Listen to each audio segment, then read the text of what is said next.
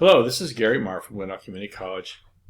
This screen capture is for my CIS 166AA JavaScript students. In this screen capture, I'm going to talk about Module 3 and specifically Chapter 5 in our Canvas shell, and specifically on debugging a JavaScript application. So let's get started here. There's really kind of two phases, if you will, and sometimes they overlap, and a lot of times it might be based on personal preference. But whenever you create an application, you'll always be testing your code as you write it, and then when there's a problem with that code, you'll be debugging it.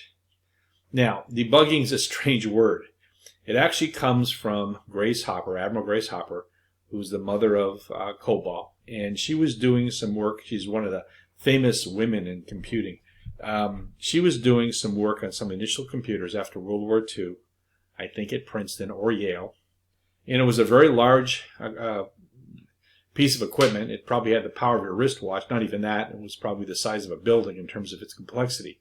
It was filled with vacuum tubes and all this electricity that was needed to power this very simple computer. And since it was an experiment, it was a research project, they had a lab book which they kept track of all the problems. And it turns out at this point in time, vacuum tubes had a high failure rate when used in computers, so they had to keep track of when these bulbs failed so they could send it back to GE, whoever made those bulbs, information to make them better, fix some of the problems of the equation in terms of them failing so much. Well, at one point, the computer failed, it went down, and then as they investigated it, they found a gypsy moth, and gypsy moths love to fly near light, had flown into the room and got near one of the vacuum tubes and ended up shorting out the system. So what they did is they put in the lab book the gypsy moth, the actual moth, they taped it in there. You can see this on the internet.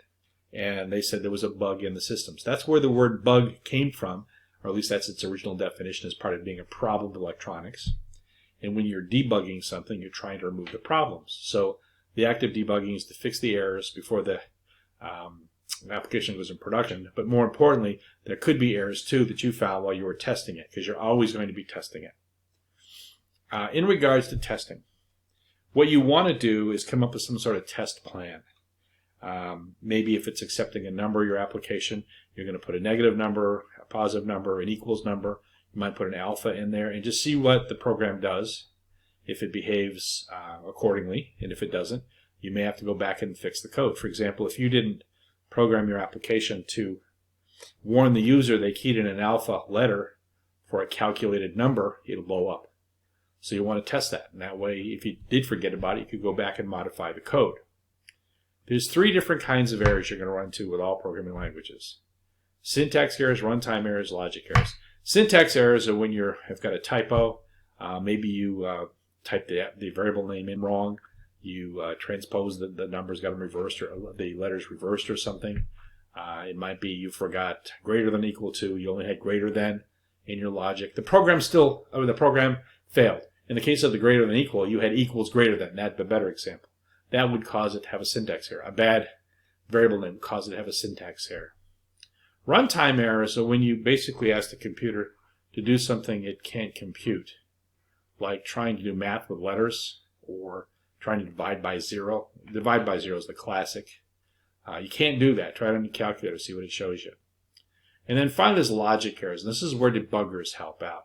Logic errors, you simply just forgot something. Instead of putting greater than or equal, you had greater than.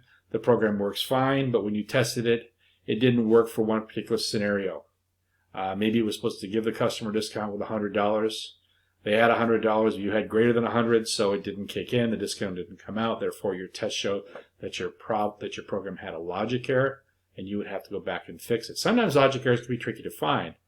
As you work with programming structures like if statements and while loops, and you have compound conditional expressions, things can get a little confusing. We don't think like this. We're visual, we can smell, we can touch, we can see, we can reason, we can learn. Computers can't do that. They're very mechanical. They do exactly what they're told, even if it makes no sense whatsoever. So with a debugger, you can walk through your programs line by line, see what the variables are doing.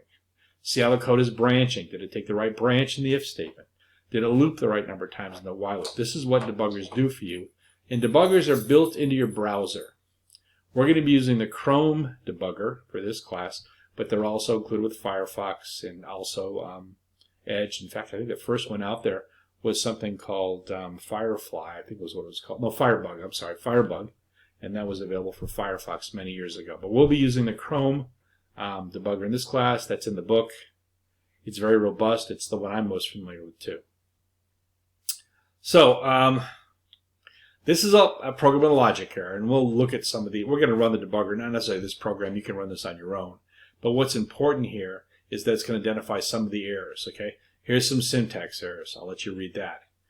References. That's fine. That's big. Again, it's a typo.